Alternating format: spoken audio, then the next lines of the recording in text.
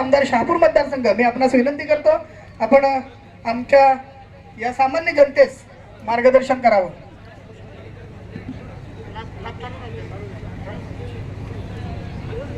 व्यासपीठावर उपस्थित सर्व मान्यवर, कारण जास्त कोणाची नावं घेत नाही, छत्रपती शिवाजी महाराज महाराजेश्वर समाधान शिबिरासाठी उपस्थित असलेले सर्व अधिकारी वर्ग, त्यांचे सर्व कर्मचारी, उपस्थित सर्व लाभार्थी, शेतकरी बंधू आणि भगिनींनो, खऱ्या अर्थानं महाराष्ट्र शासनाच्या अनुषंगाने आज या ठिकाणी सर्व खाते प्रमुख माननीय तहसीलदार साहेब आणि माननीय प्रांत साहेब सुद्धा येणार होते, परंतु त्यांना महसुली कामानिमित्त बाहेर जावं लागलं. आपल्या वाडा कोना सर्कल, कारण माझ्याकडे मांडवा आणि कोना असे 2 सर्कल आहेत आणि मोरे साहेबांकडे कुडूस आणि तिकडचे ते सर्कल आहेत आणि भोये साहेबांकडे कंचाड वगैरे ना कंचाड वगैरे. मग असे ज्याच्या मतदारसंघामध्ये सर्कल आहेत त्या मतदारसंघाच्या प्रतिनिधींना या ठिकाणी यावंच लागतं, कारण ती जनता आपली आहे. मी 7, 8, 9, 10 तारखेपर्यंत नंदुरबार शासकीय दौऱ्यावर होतो, परंतु हे शिबिर असल्यामुळे मी 1 दिवस दौऱ्याला सुद्धा गॅप दिला, कारण आपल्या मतदारसंघामध्ये असलेली जी जनता आहे ती महत्त्वाची आहे आणि अनेक विभाग आहेत.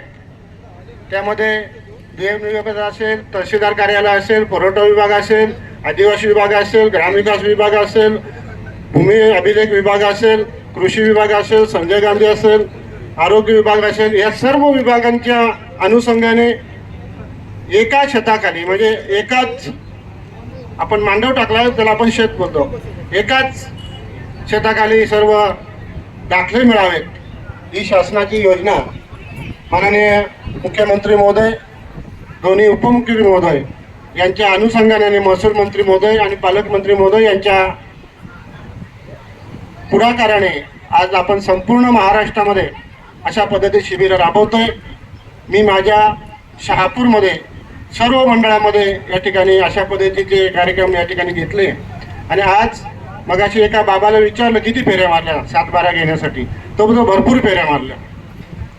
मला एका एजंटचा सुद्धा फोन आला की तुम्ही अशा पद्धतीची एकाच छताखाली सर्व दाखले देत आहेत, परंतु आमची उपासमार करू नका, कारण एजंट लोक भरपूर असे होते.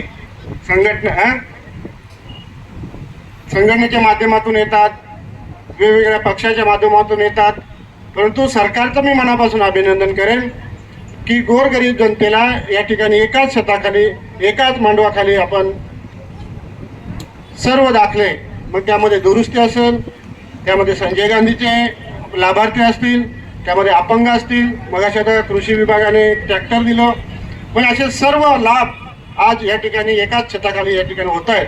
त्याबद्दल मी महाराष्ट्र शासनाचं मनापासून अभिनंदन करतो, त्यांना धन्यवाद देतो.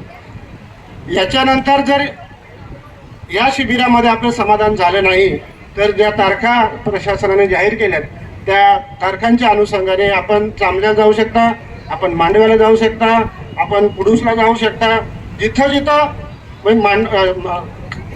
कोणा सर्कल आहे म्हणून इथेच सगळं मिळेल असं नाही, पण अनावधानाने, कारण शेतीचा आता हंगाम नाही, उजनीचा का राबणीचा हंगाम आहे, परंतु आमचे महसुली अधिकारी तलाठी असतील, आमचे कृषी सहाय्यक असतील, मगाशी भूमी अभिलेखचे साहेबांनी अतिशय चांगल्या पद्धतीने मार्गदर्शन केलं, कृषी विभागाने चांगल्या पद्धतीने मार्गदर्शन केलं, म्हणजे सगळे दाखले संपूर्ण दिवसभर या ठिकाणी चालू राहणार आहेत.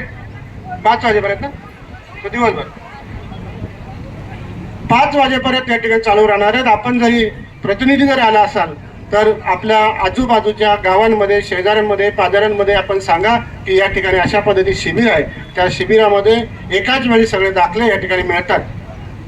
आणि हे सगळं करत असताना प्रशासन अतिशय चांगल्या पद्धतीचं काम या ठिकाणी करतं. मी प्रशासनाचं वाडा तहसीलदार प्रशासनाचं मनापासून अभिनंदन करेन. सर्व विभागाचं मनापासून अभिनंदन करतो.